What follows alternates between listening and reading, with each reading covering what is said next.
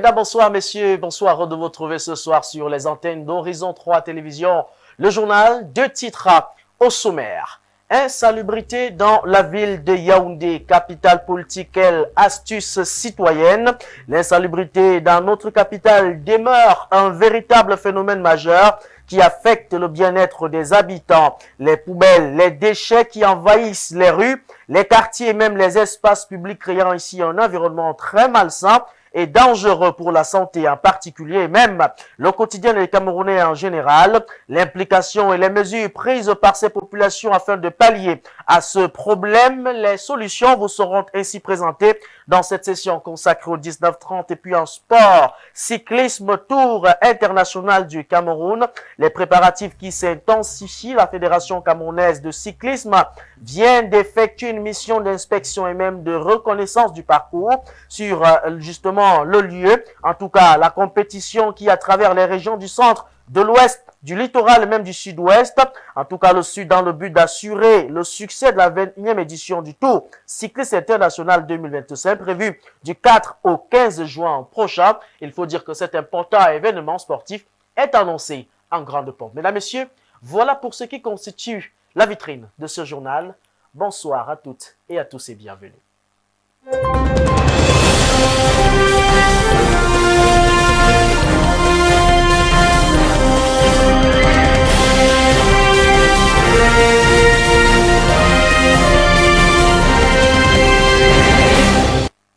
Insalubrité dans la ville de Yaoundé. Quelle astuce citoyenne? C'est cette question justement qui trouve réponse dans ce reportage que vous propose la rédaction centrale d'Horizon 3 Télévision. Le constat fait sur le terrain, c'est que l'état d'immondice, les murs de la honte, ces pots de fleurs continuent de orner nos grandes métropoles dans la capitale politique, particulièrement au sein du 3e arrondissement de la ville de Yaoundé, lieu-dit Carrefour Sam. Il faut dire que cette poubelle finit de partager le chemin ou la route avec l'ensemble des usagers, créant ici de nombreux problèmes, que ce soit sur le plan de la santé des populations. Néanmoins, les populations ont envisagé quelques mécanismes afin de se débarrasser de ce véritable calvaire. Henri Matip, reportage. Yaoundé, la ville aux 7 collines, est confrontée à des problèmes d'insalubrité qui affectent la santé et le bien-être des Camerounais. Les déchets, les eaux usées et les conditions de vie insalubres sont autant de défis qui nécessitent une implication citoyenne pour être résolus. Cependant, les Camerounais décident de plus en plus de prendre les choses en main pour lutter contre ce fléau. Face à cet obstacle, dirais-je, poubeltiquement parlant, nous nous défendons de notre manière. Qu'est-ce que nous sommes en train de faire? Nous ramassons un peu, nous les versons dans nos champs.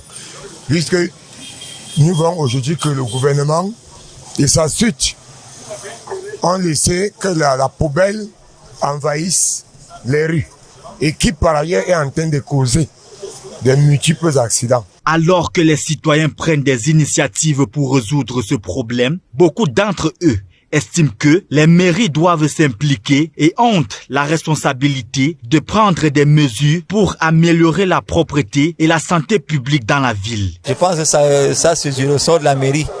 Et je sais qu'à quelques mètres ici, il y a le supermarché qui habite. Alors, c'est la mairie qui est censée s'occuper de ça et peut-être organiser. Moi, je vois dans d'autres quartiers, comme là où je travaille en Gousso, je vois les gens qui font ce travail, les volontaires sont avec des gilets. Je suppose qu'ils sont recrutés par les mairies.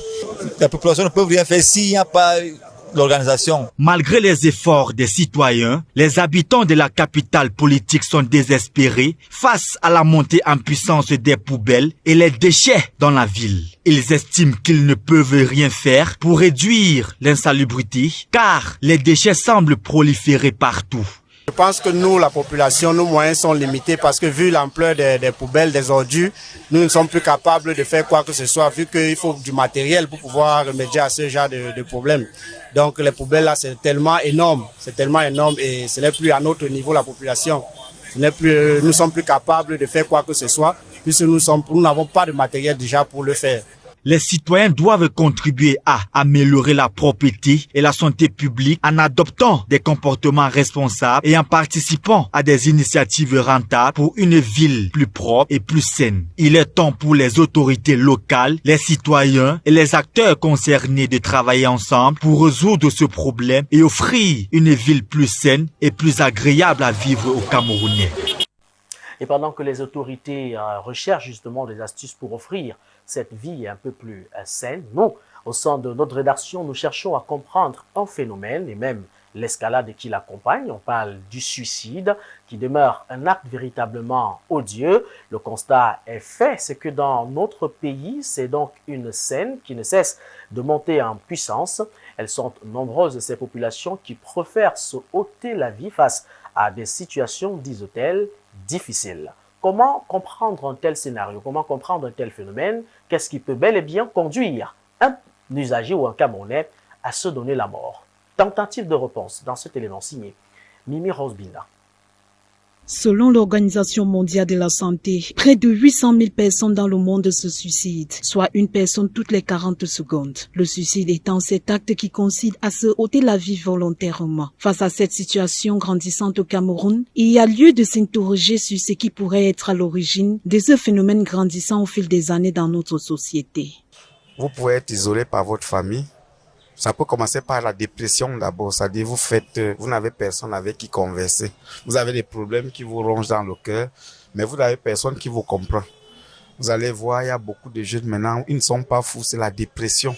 Lorsque vous avez un problème, le fait d'exprimer votre problème aux gens, ça commence à vous guérir. Mais le fait que vous restez dans un environnement où personne ne vous comprend, vous n'avez que le mur devant vous, la seule chose qui vient là, c'est le suicide.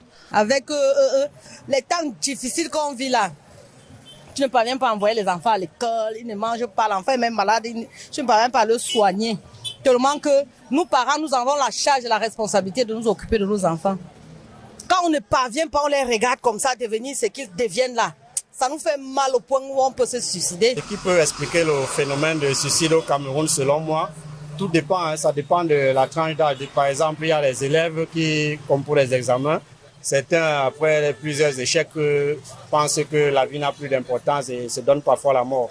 Par ailleurs, pour mieux être situés, des experts à l'instar du professeur Félicien Tonnet-Enimé, ancien directeur général du centre hospitalier universitaire de Yaoundé, nous en dit plus. On n'en parle pas parce que parfois c'est tabou et que sur le plan social et culturel, d'abord l'Église catholique que je connais bien en fait un comportement à bannir. Et puis sur le plan anthropologique, nous avons des régions du Cameroun où il faut pas dire qu'il y a un suicide dans la famille. Et d'ailleurs, on a parlé du mariage tout à l'heure, certains couples ont échoué parce qu'on a appris qu'il y avait des suicides dans la famille de l'autre. Donc c'est quand même resté tabou. Mais ce sont des tabous liés à l'ignorance. On a pensé que le suicide était la conséquence d'une force du mal, d'une force occulte, mais on a aussi pensé que certaines maladies mentales étaient du fait de la sorcellerie, que j'ai toujours défini pendant les enseignements comme un ensemble de connaissances auxquelles vous n'avez pas accès. Dès lors, le triste constat fait état de ce que les jeunes de 15 à 29 ans sont les principales victimes. Du fait de la conjoncture actuelle dans notre pays, la proximité avec les produits chimiques toxiques, l'intoxication médicamenteuse, l'usage d'armes blanches et bien d'autres. Ainsi, un encadrement approprié, l'écoute de l'autre pourrait être des solutions primaires pour pallier ce phénomène. Et dans ce journal, on s'intéresse à l'économie et on parle bien sûr de la crypto-monnaie et son caractère ambigu. De nos jours, le monde est dominé par la crypto-monnaie en général et en particulier le Bitcoin. Pour certains, c'est un moyen très efficace qui garantit une protection contre la censure et pour d'autres, la crypto-monnaie est largement utilisée pour des actes criminels.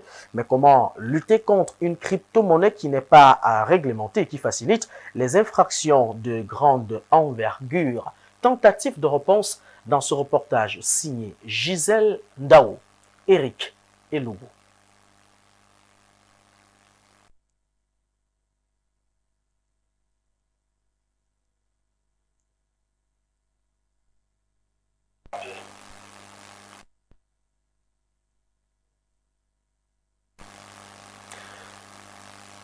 Nous reviendrons sur cet élément dans nos prochaines sessions consacrées à l'information. On parle de la Semaine mondiale de l'argent, l'édition 2025 qui est donc lancée.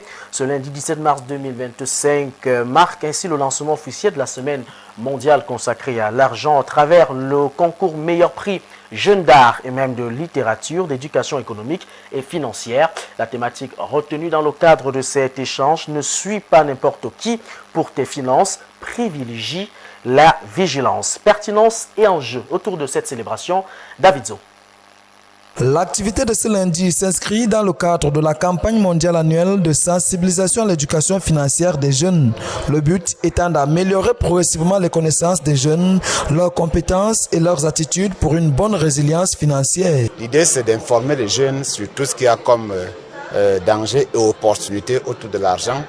Le thème de cette année est plus original dans la mesure où il préserve les jeunes des mules financières qui sont en réalité des sortes de mirages qui sont présentés, qui donnent l'impression de pouvoir gagner de l'argent, mais qui en réalité sont plutôt des dispositifs mis en place pour tromper la vigilance des jeunes, la vigilance des populations et pour leur soutirer de l'argent. Donc le thème cette année, effectivement, c'est un thème qui rentre dans l'éducation populaire, dans l'éducation civique, dans le patriotisme économique, puisque lorsque l'argent a été épargné, lorsqu'on a réfléchi 1 à 2 fois avant de dépenser, on rentre directement dans l'investissement qui en réalité est le point de départ pour la croissance économique.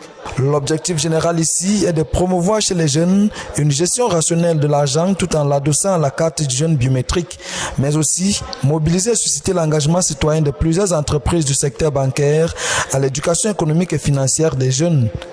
Le concours national du meilleur prix jeune d'éducation économique et financière, organisé à l'occasion de la Semaine mondiale de l'argent et qui sera ainsi à sa 4e édition dans notre pays, est une opportunité d'encadrement financier des jeunes et de développement des talents ainsi que des compétences auprès des populations en général et des jeunes en particulier.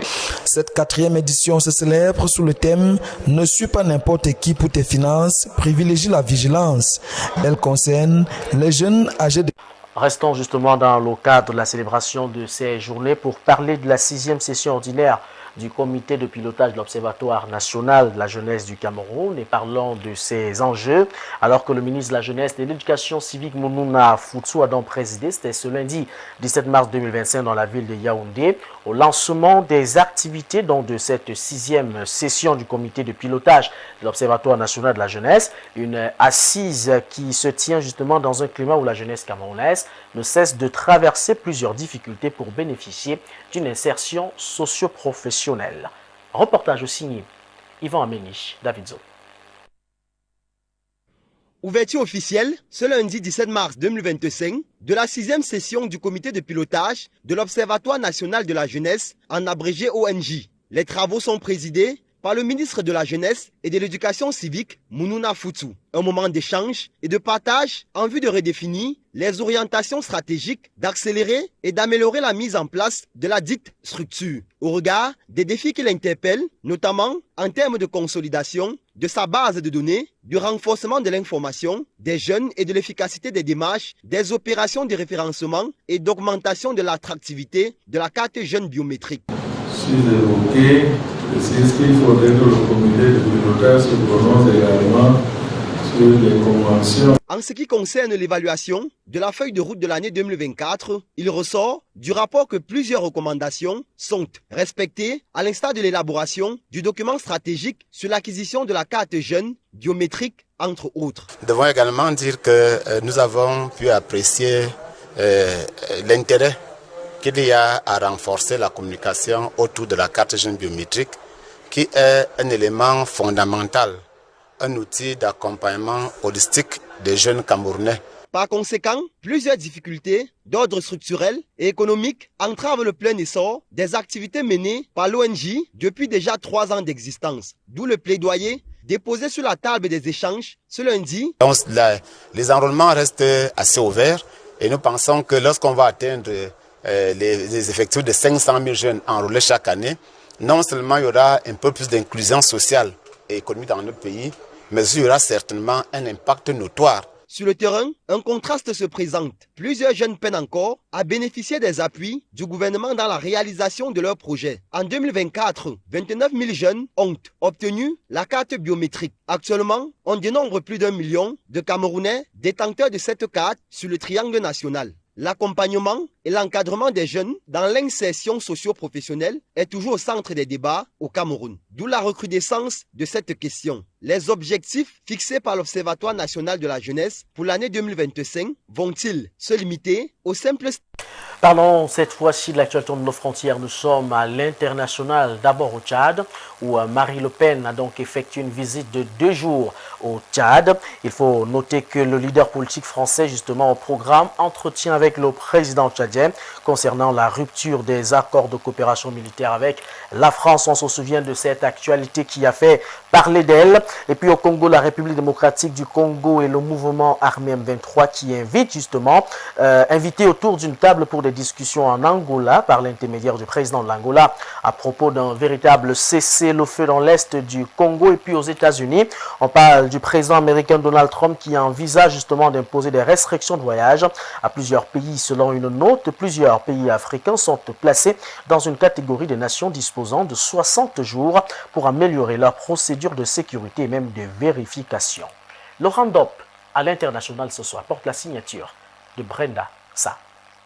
Tchad. Le 14 mars 2025, la présidente du parti d'extrême droite en France, le Rassemblement national, Marine Le Pen, vient d'achever une visite de 2 jours sur invitation du président tchadien Mohamed Idriss Déby Itno. Marine Le Pen a eu droit à un accueil chaleureux avec un programme chargé. Passage à l'Assemblée nationale et au Sénat à Djamena devant les députés. La politicienne dit être attristée par les liens en froid entre la France et le Tchad, suite à la rupture des accords de coopération militaire entre les 2 pays. Après échange avec les parlementaires et le président tchadien, Marine Le Pen est convaincue que les relations entre les 2 pays amis peuvent se retisser. Au Congo, sur instruction du médiateur, le président de l'Angola, le M23, est officiellement invité aux négociations directes avec Kinshasa. C'est une semaine cruciale sur le dossier de l'Est congolais qui s'annonce après les discussions tenues hier 16 mars, un cessez-le-feu est donc en cours. Samedi 15 mars, la situation était encore tendue sur les lignes de front au nord et du sud du Congo. Mais les 2 parties ont pris acte de cette demande. Côté congolais, on rappelle que les autorités respectent leur engagement mais doivent protéger les populations en cas d'agression alors que l'AFC M23 affirme respecter le cessez-le-feu depuis mars 2024. Une version contestée par les autorités de Kinshasa. Pour l'heure, 2 réunions sont attendues cette semaine peuvent avoir un impact sur la situation dans les régions en crise, à savoir lundi 17 mars au Zimbabwe et la 2e réunion à Bruxelles en Belgique. C'est le début du chemin vers une solution politique. L'administration Trump envisage de rétablir des restrictions de voyage encore plus strictes dans certains pays. Un projet en cours pourrait interdire ou limiter l'entrée aux États-Unis par les citoyens de 43 pays, dont plusieurs pays africains. Une liste rouge, orange et jaune reflétant différents niveaux de restrictions dont 22 pays africains y figurent, certains risquant une interdiction totale face à des restrictions sur leur visa. Ces pays africains disposent de 60 jours pour améliorer leurs procédures de sécurité et de vérification des voyageurs, faute de quoi leurs citoyens pourraient être recalés. Si ces mesures sont mises en place, elles pourraient affecter l'économie du pays. Les autorités précisent que ces listes sont encore en cours d'examen et pourraient être modifiées après leur validation par la Maison-Blanche.